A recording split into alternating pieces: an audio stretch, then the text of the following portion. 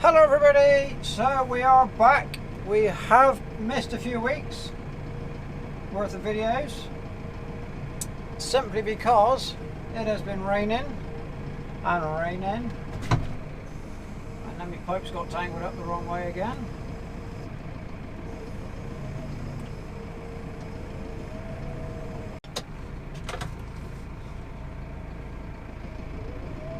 So back again, pipe sorted out now hopefully. So where was I? I was saying it's rained. Virtually the whole of May has been wet. We haven't cut a single bit of silage yet. It's been so wet this last 4 or 5 days. Today is 25th of May. And the cows have actually been back in for about 4 out of the last 5 days. That's how wet it's been.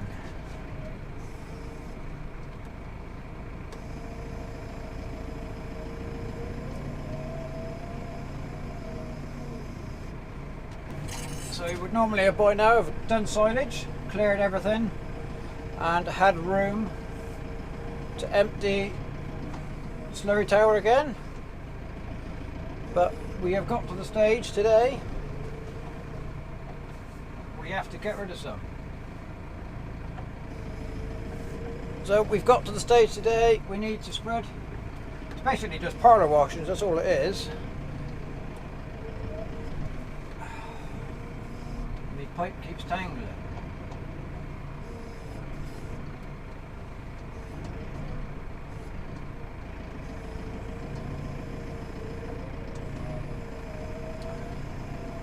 So, because no ground has been cleared, we are having to spread onto grazing land, which is a long way from ideal. But it has to go today.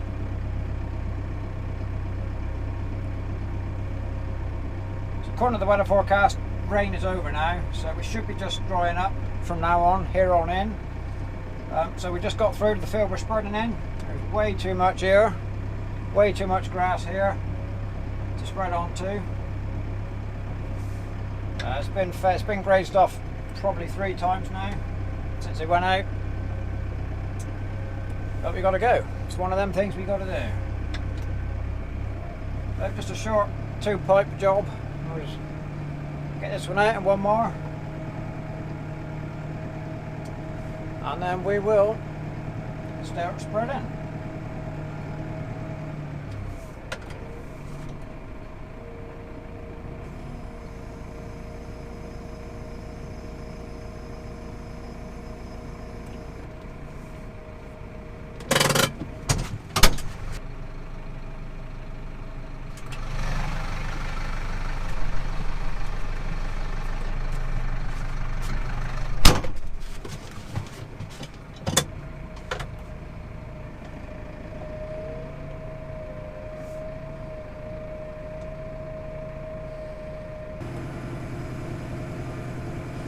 So as you can tell from the title of the video, we have a new machine today. So this isn't going to be a very fancy video. It's no drone. I left the drone at home. Got to learn what we're doing today. It's probably a little bit windy for the drone, and we're only doing a quick one field job, just so we find out what we're doing. So what we have got is a new Spreadwise 6-meter dribble bar. I have been asked many times in slurry videos when we've been splash plating before, why don't we have a dribble bar? And it's something we've been looking at for some time, because regulations in the UK within the next few years will demand we got to have one. I did mean to mention in a video back in probably March we did that we had been looking into it, but I just simply forgot to say it, so it didn't get mentioned then. But when we get going, we'll go into the story a little bit of how we ended up with what we've got. So this is going to be, so I've never used, so obviously we've been splash plating ever since we got the umbilical system, and I have never used anything else on it, so it's a very big learning curve today. So you're going to see all the things that go wrong, and maybe something might go right, we will see.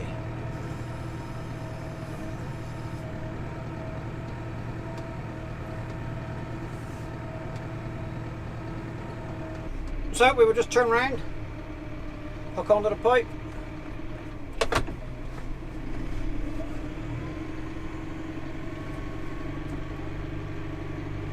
what we'll do, we'll get going and probably do a bit of a look around the machine once we're actually finished.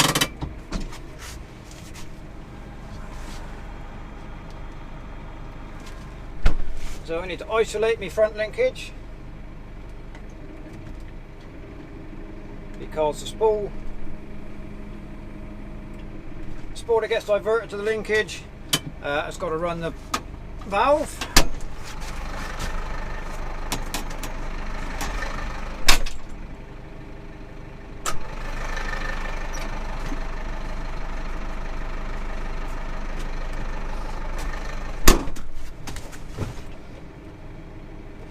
Okay, so we are all hooked up.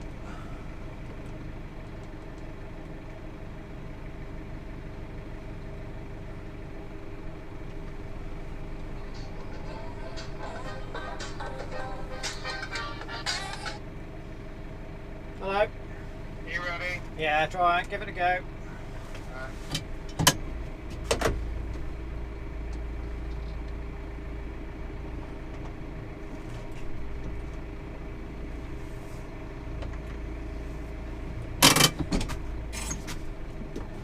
So the pump is just getting going.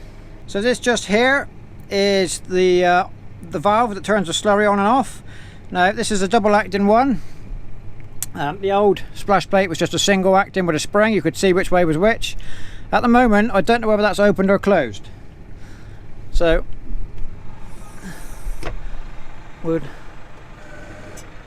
alright, that's closed. That's open. Yeah, I can see the pipe twitching with the pressure, so that should be open, I reckon.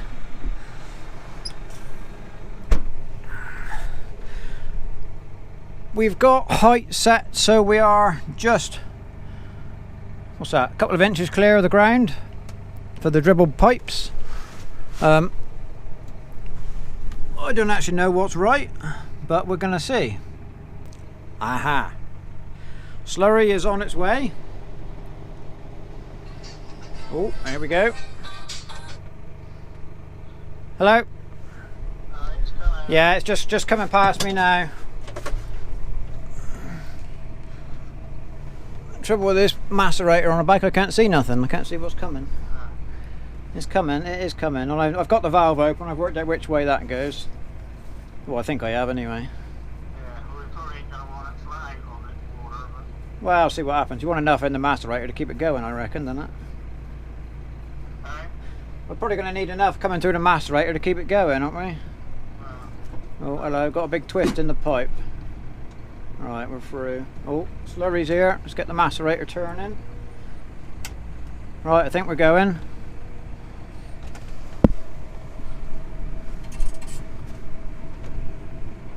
Yeah, we're definitely coming out. Is that, what's that throttle wise? Well, 800 PTO. Well, up to the north, you're going there. Yeah, we're moving now. What's that like? Yeah, it's coming out. It's hard to tell, but you know, I don't know what we're doing. Keep it. What are you on now? 910. Oh, I leave it at that for now. See how we get on. Yeah. We're still learning. Yeah, we got to talk a bit before I get up the tower until it's not water. Yeah, all right. So here we are. We are a dribbling, as they say. Yes. So there we go. Like I said earlier on, it's just pretty much just parlour washings at the moment. because the cows, obviously we emptied the store when the cows went out onto the ground that we ploughed. So really it's just been wash-ins up till now, up to the last kind of 4 or 5 days, when there was some proper slurry going in. So we don't want it very thick onto this grassland anyway, because this is a grazing field. And one of the benefits of this dribble bar system is they should graze behind it much faster than when you splash it and you cover the whole area. So just putting it in little bands, the idea is they will come back to it much faster, which is part of the reason for buying it. Although we were not planning on doing this. This is a situation we've been forced into. So we are now about probably halfway done across this field. And it's going okay. And looking out across, it actually looks like we've not done anything. Which is good in a way, I guess, because we're not covering the leaves of the grass. If we were splashing this, it would all be flattened, everything would be covered. But by just dribbling it onto the soil, the leaves are a lot of the leaves, most of the leaves, way more than half, are untouched by the slurry, which is good. We're just putting the slurry straight onto the soil. So I think, yeah, we're happy with the job it's doing. I'm getting the hang of turning on the corners. When I used to be splashing, I would back up and go again, but watching other people on YouTube, they seem to do a loop turn in with this, so that's what I'm doing, just because everybody else does it.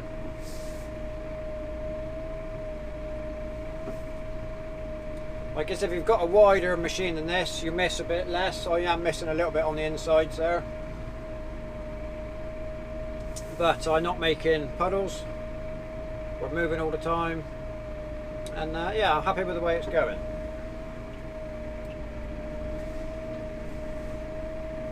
So I mentioned at the start of the video, we were talking about this back in very late winter. We actually got a slurry cap price, and so slurry cap priced us for a 7.5 metre version, and Spreadwise priced us for 6, 8 and 12 metres. The slurry cap 7.5 metre and the Spreadwise 8 metre was pretty well equally matched on price. Obviously the 6 metre one came in a little bit less because, you know, it's a smaller machine. We went small because, you know, we're only doing our own work. We're not covering hundreds of acres every year, so we don't need to be massive. But the biggest reason for going the smaller width, or narrower width, we don't have the biggest pump in the world. Our umbilical pump is the smallest one that they do. That Doda, I don't know how you say it. It's the smallest one they make. Obviously got the smallest output, and you need enough flow coming through the macerator, you know, to work it properly. So the reason for going small machine, when we are on a long run, we don't want the pump to be at flat out, you know, it is full pressure, and not getting enough coming through the machine. So hopefully having a narrower machine, our pump will feed it sufficiently on a long run. So that was the reason for going for the 6 metre. Like I said, slurry cap, we're 7.5. You know, we just went with these instead. So I bought it off a local dealer, and what was it, about a 3-week delivery? So, you know, nice and simple to get hold of. We've had it probably a month now. What day are we today? No, not quite a month. 3 weeks I spent we've had it. With a view to using it a little bit before now, but that never happened.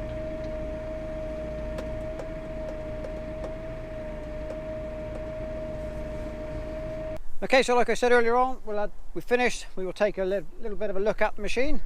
So here we go. Obviously, pipe on the back of there comes up through.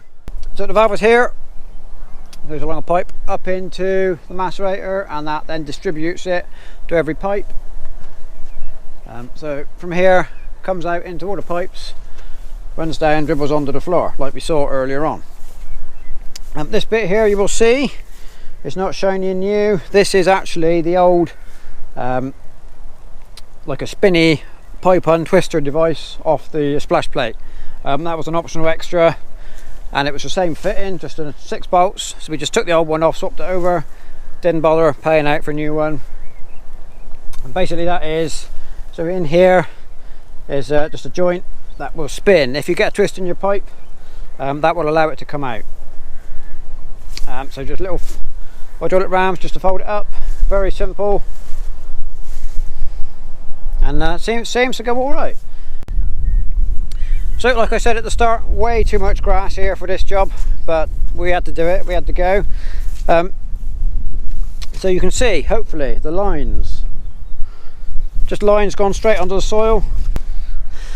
So the slurry has gone straight to the soil, but the leaves are still clean. And actually in the bottom it has spread, the slurry's spread out more than I was expecting it to, which is good.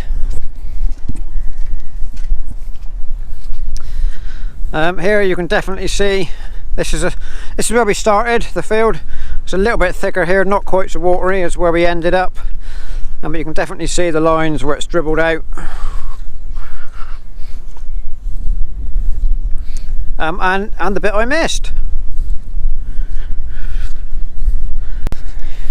So what will be interesting to do, we will come back in a few weeks time and see what's actually happened to this field, to the grass, and when we're brave enough to try the cows on it again, will they actually eat it, or will we end up topping this off? We don't know yet.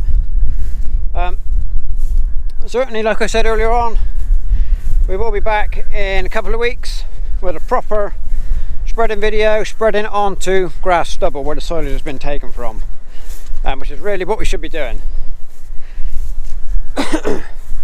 And that'll be interesting then to see the difference that the dribble bar makes over what we have been doing previous, just splashing it on. So there we go. Thank you very much for watching. Don't forget to subscribe to the channel to see those upcoming videos. Hopefully now we're going to get busy, get silage done, get fodder beat in. There's a whole load of stuff to do.